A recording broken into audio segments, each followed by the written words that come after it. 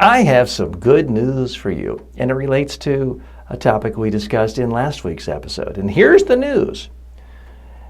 And it's a major news flash for some of you. Most speeches in the world are awful. Most public speakers in the world are awful. Now, why do I think that's great news? It's great news because if you just practice a little bit, if you just shave off a few rough edges, if you just have a few good points and a couple stories, you're going to stand out, not as competent or okay or above average, but as great.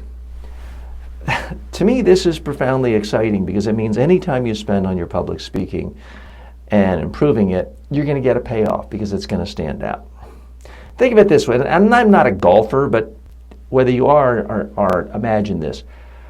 I'm not a very good golfer. If I go out in a golf tournament, which I played one in my life, I'm going to shoot 150 and that's cheating, and I'm not a good golfer. But imagine all of a sudden I have to play golf against a handful of people who've never played golf, never watched golf, never seen a golf tournament, never seen a golf club before, don't even know which end of the club to use. And they're just told the rules before we start this golf tournament. Well, all of a sudden, I'm going to seem like Tiger Woods or Jack Nicklaus or any other of the greatest golfers in the world.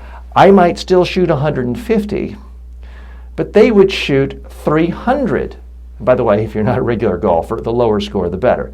They would shoot 300 if they literally never seen golf and never touched a golf club and didn't know what end of the club to use. I would be a superstar in that competitive arena, in a comparison there.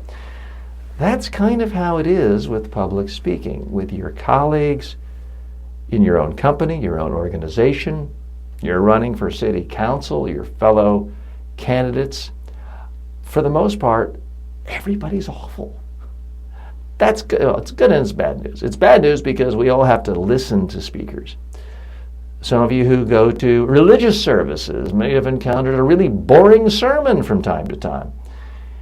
Most speakers are simply not very good. Most speakers are nervous. Most speakers commit the same blunders of being too abstract, of data dumping, and being boring.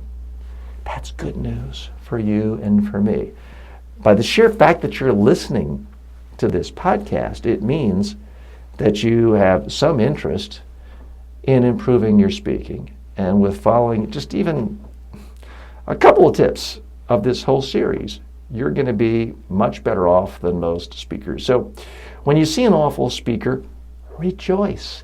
That's your competition.